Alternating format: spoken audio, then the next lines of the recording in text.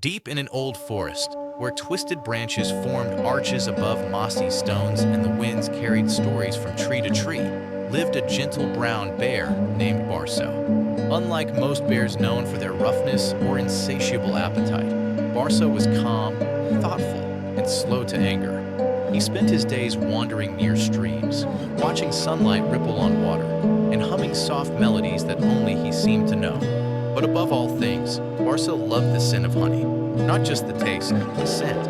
A warm, golden smell that reminded him of his childhood, when his mother had discovered a tiny wild hive inside a cracked tree trunk and shared a spoonful of honey with him. Ever since, the fragrance of honey had become a memory of comfort, home, and warmth for him. One breezy afternoon, as Barso was strolling through a patch of ferns near the cliffs, a delicate fragrance drifted through the air.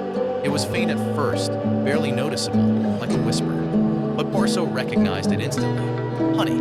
His eyes brightened. He lifted his nose and followed the sweet aroma through tall grass, around thorny bushes, and between giant rocks sculpted by years of rain.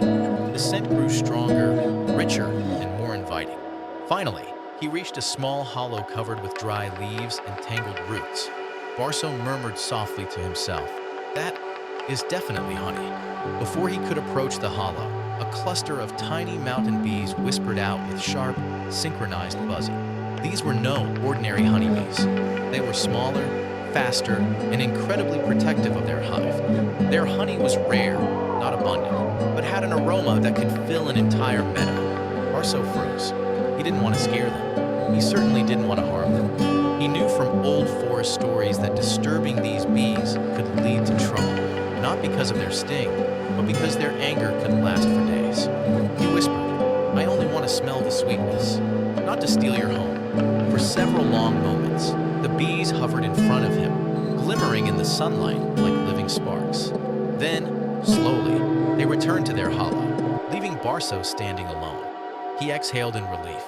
He could have left then, but something held him there. The forest was silent, the air was peaceful, and he felt strangely drawn to the little hive.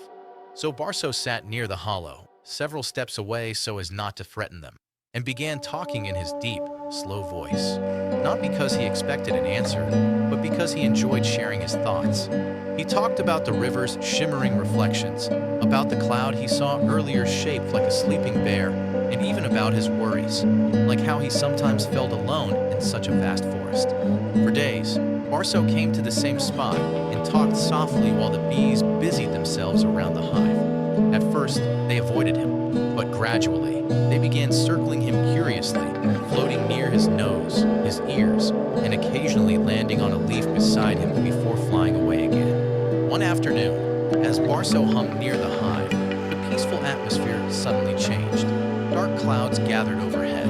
A roar of thunder echoed between the rocks. Wind rushed through the trees, bending branches and scattering leaves. A storm was coming, one of those sudden mountain storms that could tear apart even the sturdiest trees. Lightning struck a nearby hill. A heavy branch above the bee's hollow cracked loudly. Barso looked up.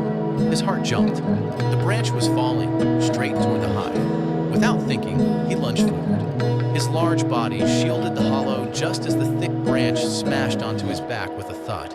The pain shot through his muscles, but he gritted his teeth and stayed still, refusing to move until the storm passed. The wind howled. The forest shook, but the hive remained safe, protected beneath Barso's enormous frame.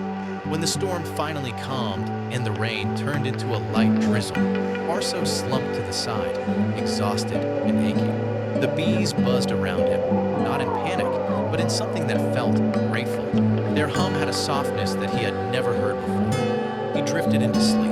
At dawn, he awoke stiff and sore, but alive. As he lifted his head, he noticed something placed gently on a broad fallen leaf in front of him. A small piece of fresh honeycomb, glistening in the early sunlight. Warm, golden, fragrant. Barso blinked in surprise. He had not asked for it. He had not taken it. It was a gift. He tasted only a small bite, just enough to fill his heart with warmth, and carefully placed the rest near the hive. He whispered, "Thank you, my tiny friends." From that day forward, an unexpected bond formed between Barso and the bees.